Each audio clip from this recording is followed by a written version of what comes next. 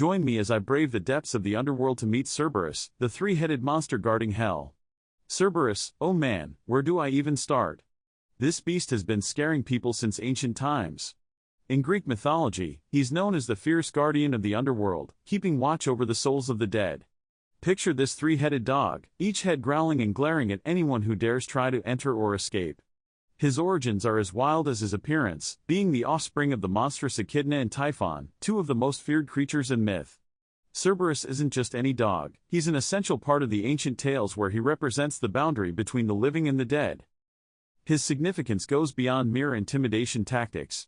Cerberus plays a vital role in ensuring that the souls of the deceased stay put. Can you imagine a world where the dead could just roam around? That's chaos just waiting to happen. In art and literature, Cerberus was often depicted as a terrifying figure. Ancient poets and playwrights wrote about him, solidifying his place in the pantheon of mythical beasts that keep our imaginations alive today. He's like the ultimate bouncer for the afterlife. The adventures with Cerberus are legendary, and let me tell you, they're filled with suspense, fear, and some pretty intense encounters. Heroes would often face off against this three-headed terror, and myths are packed with tales of their struggles. Take Orpheus, for instance. He tried to charm Cerberus with music while seeking his beloved Eurydice. That's a bold move, right?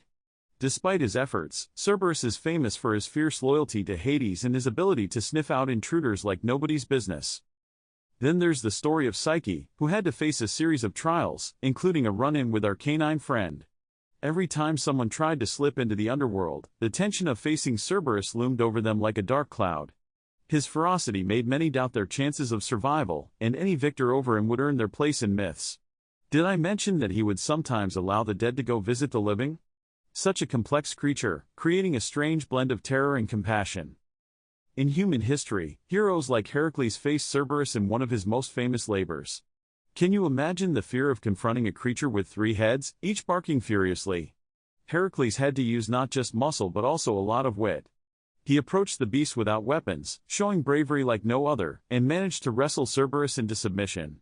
The tale unfolds with every twist and turn. Heracles, using brute strength but also strategy, ultimately dogs our monster until he was able to capture him and bring him back to the land of the living. The true intensity of their confrontation and the sweat and fear dripping from Heracles could almost be felt.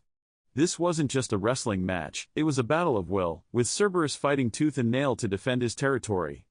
There was a moment where you thought maybe the monster would overpower him, but Heracles' determination shone through. Even with all those teeth and growls, this hero stood firm, proving that sometimes, brains and courage can win against brute force.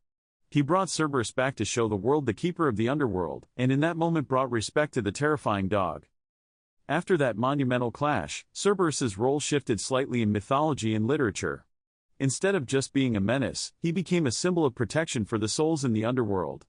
His depiction changed in various works of art, from terrifying giant hound in sculptures to quirky appearances in modern-day cartoons. He started to embody not just a reminder of mortality, but also the loyalty and security that lies between life and death.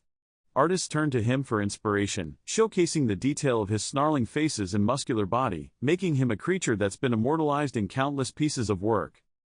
As time went on, Cerberus morphed into something more than just a guardian of the underworld. He became a symbol of the fine line between fear and awe. Not only did he receive a spot in various mythological discussions, but he also appeared in literature and films, reflecting societal fascination with life, death, and the unknown. There's an innate curiosity within us about what happens after death, and Cerberus represents one of those ultimate questions.